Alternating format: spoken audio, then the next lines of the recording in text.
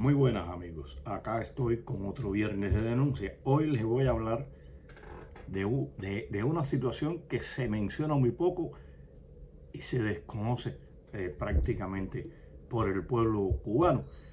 Pero antes hay que aclarar una cosa. Por suerte, el proceso revolucionario ha estado preñado en su alta dirigencia de genios e iluminados, también de corruptos y ladrones. Y recordemos algunas palabras de estos genios iluminados que predijeron el futuro cubano. En un futuro tendremos un nivel de vida superior al de Estados Unidos. Ahora sí vamos a construir el socialismo, ordenar el reordenamiento, gallinas decrépitas, jutías y cocodrilos. Los ejemplos son múltiples.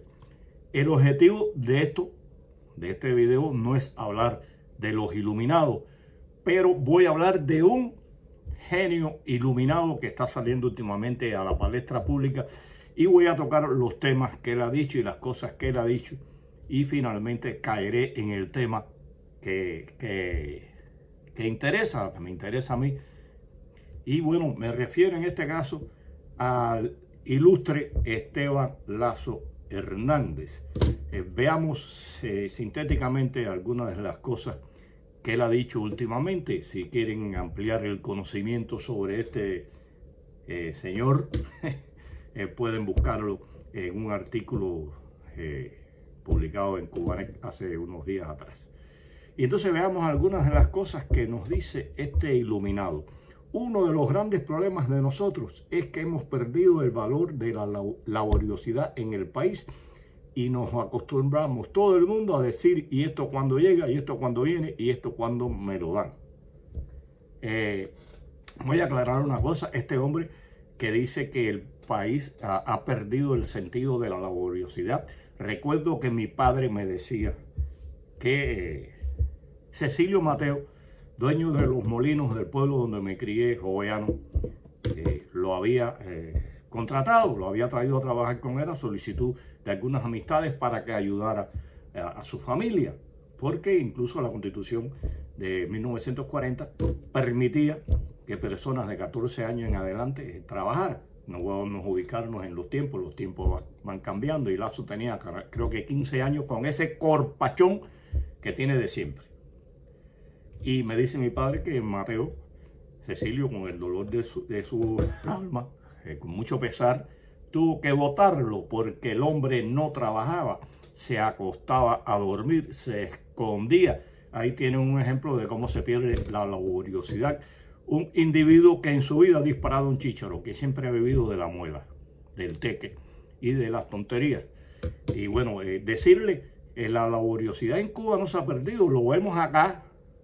Cuando vienen a Estados Unidos, cómo los cubanos trabajan, se esfuerzan, se rompen el lomo, trabajando fuerte para salir adelante.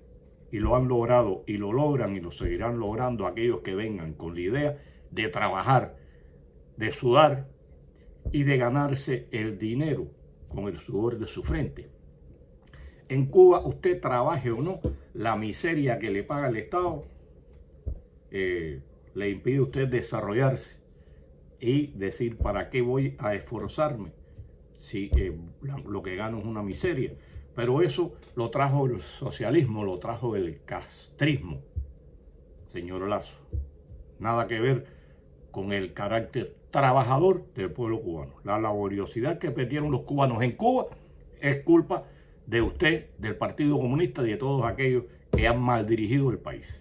También dice que la gente no se percata de que estas medidas que estamos tomando ahora es para asegurar el futuro y la garantía de esa hora de la revolución, no sé qué hora, porque todo es un desastre. Lo vienen diciendo desde enero del 59. Las mismas mentiras, las mismas promesas durante 65 años y mientras estén en el poder van a acudir a la mentira, a la manipulación.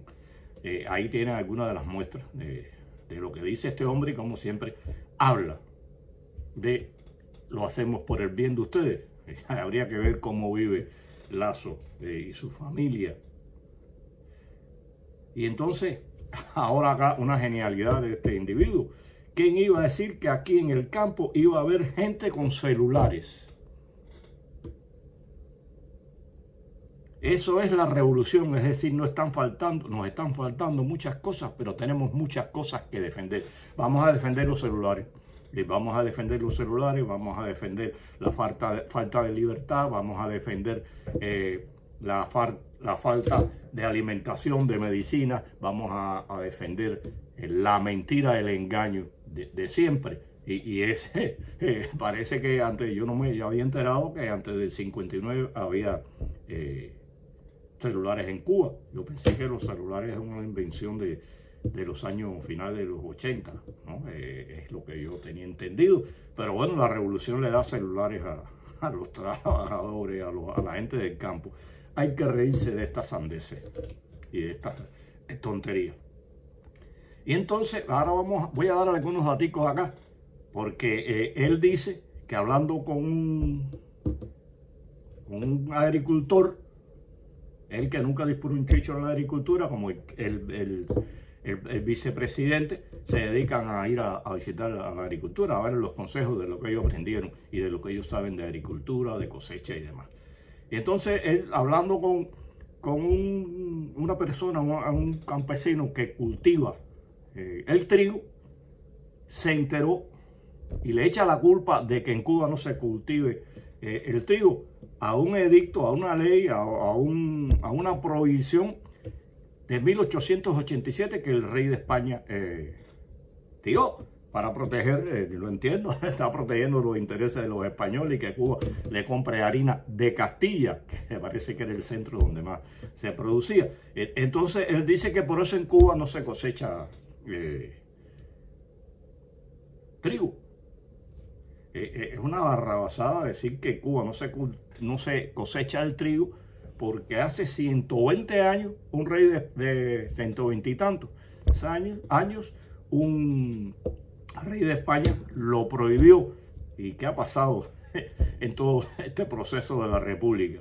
Y voy a decirle algunas cositas a Lazo, porque aquí estamos acostumbrados, estos altos dirigentes están acostumbrados a hablar y que nadie le rebata y nadie se pare. Como hizo varias preguntas ahí, todo el mundo cayó porque enfrentarse al poder es muy duro. Veamos algunas cosas para que ustedes sepan. El rendimiento promedio de trigo por hectárea en el mundo es alrededor de 7 toneladas de trigo. Y ese trigo da alrededor de 600, déjame ver la cifra exacta, da alrededor de 660 kilogramos de harina por tonelada de trigo. Eso va en dependencia de la calidad, del tamaño del trigo, de las proporciones que tenga en su contenido. En Cuba, según estudios que han hecho los cubanos, la gente de la revolución, y vamos a creerle, el promedio sería de 4 toneladas, o sea, casi la mitad de lo que se produce en el mundo. Eso sucede en todos los cultivos. Cuba ha ido degenerando la productividad por hectárea de la caña de azúcar, del moniato, de la yuca, a niveles de la mitad y mucho menos de la mitad de lo que el mundo procesa.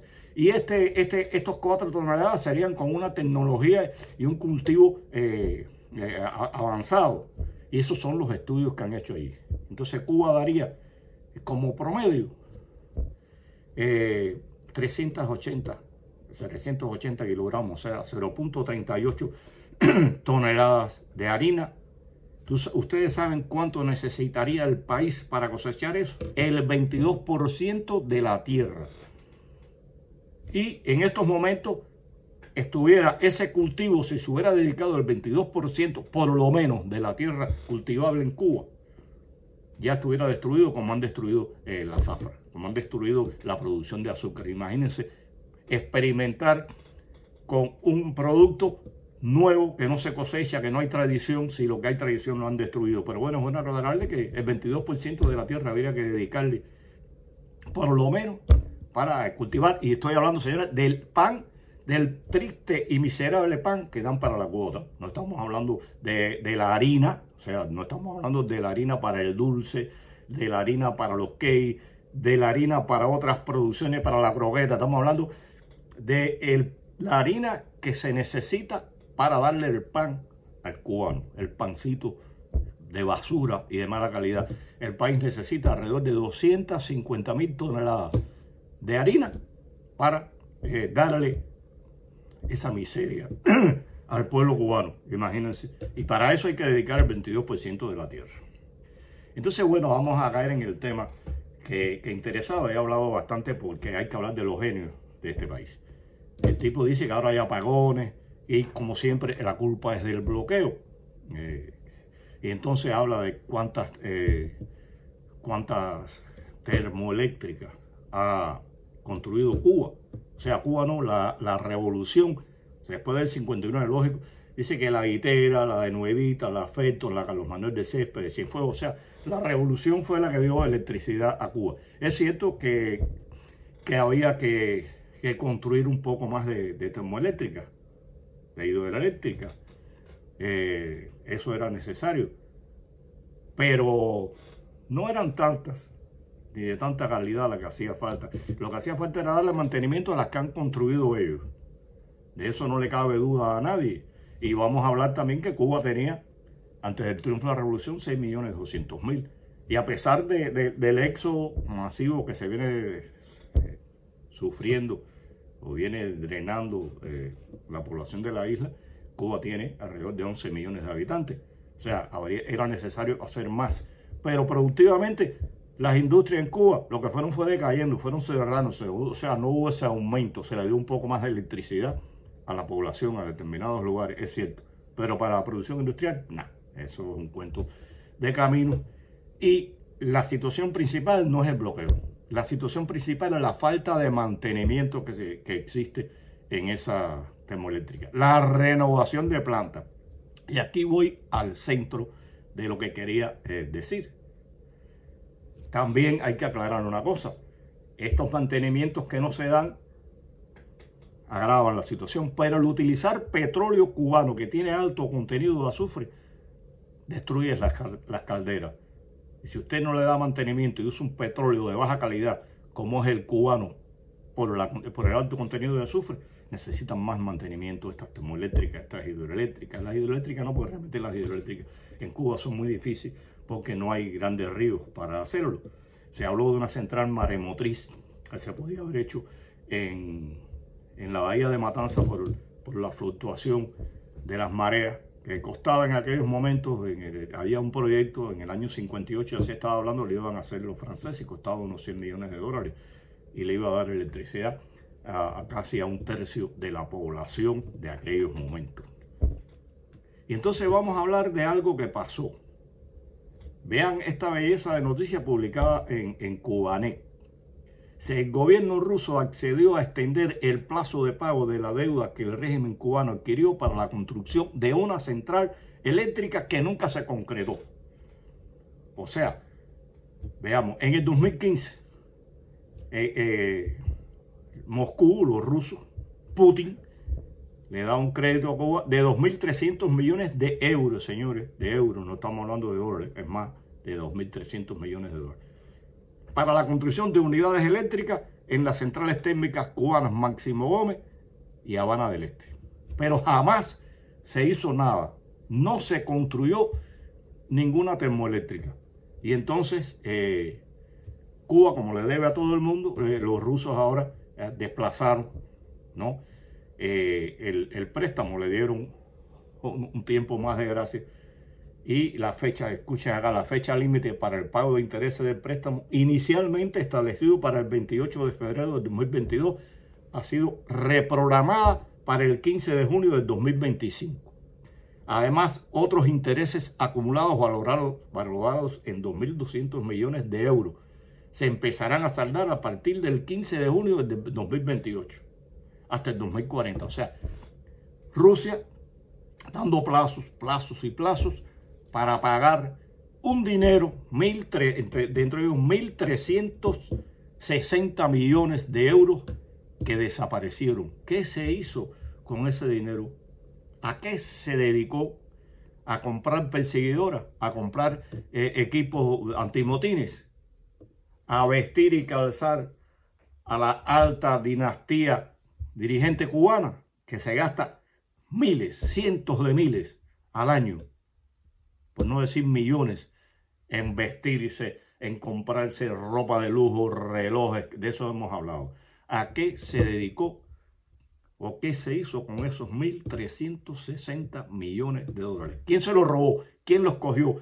¿Por qué no dan una explicación de qué ha sucedido con esto? Y basta de engaños y de mentiras y de seguir echándole la culpa al bloqueo, al embargo, de los problemas que tiene el país. La mala administración, la corrupción, el robo, la malversación, el desvío de recursos que ha existido de siempre, empezando por los altos niveles. Son 1.360 millones de euros, casi 1.500 millones de dólares, que no se sabe qué se hicieron con ellos. Y eso ha generado intereses de más de 2.200 millones. O sea, se sigue. Putin condonó 30.000 millones de dólares de la deuda de 33.000 que tenían con ellos, y ahora se sigue incrementando. Y se sigue y con cosas. ¿Por qué no explican qué pasó con esto? Se viene hablando y se viene. En Cuba no se dice nada. Los periódicos en Cuba, los comunicadores en Cuba no tocan este tema porque es un tema delicado. Como pasó en una ocasión en que el señor Laje, en un negocio con los italianos, se perdieron, ya lo hablé, 30 millones de dólares. Eso el pueblo cubano no lo conoce. Lo dijo Raúl en un momento determinado, cuando le convino echarle paja a Laje. Pero bueno, expliquen, hablen de esto. ¿Qué se hicieron esos 1.360 millones de dólares? ¿A qué se dedicaron? Dicen que hablan con el pueblo, que cuentan con el pueblo, pero siempre ha sido una mentira, un engaño. Van a buscar el apoyo del pueblo cuando les conviene y en actos preparados, pero rendirles cuentas al pueblo jamás. ¿Qué se hicieron con esos 1.360 millones de euros? ¿A qué se dedicaron? Bandidos han estado dirigiendo el pueblo, o mal dirigiendo al pueblo y al Estado cubano por más de 65 años. Incapaces, tontos, iluminados, corruptos y ladrones. Espero que este pequeño video les sirva, les haya servido para conocer algunas cuestiones que en Cuba no se hablan, sobre las barrabasadas que dicen los altos dirigentes, en este caso el miembro del buró político y presidente del Consejo de Estado. Le elevaron el rango a Lazo. Es bueno que la gente... Y cómo se pierde el dinero en Cuba y nadie da explicaciones, y mucho menos a ese pueblo, que es quien dice que dirige, aunque la Constitución dice que el poder emana del pueblo, y después dice que quien manda, quien dirige, quien ordena y manda es el Partido Comunista de Cuba. Un saludo a todos, hasta la próxima.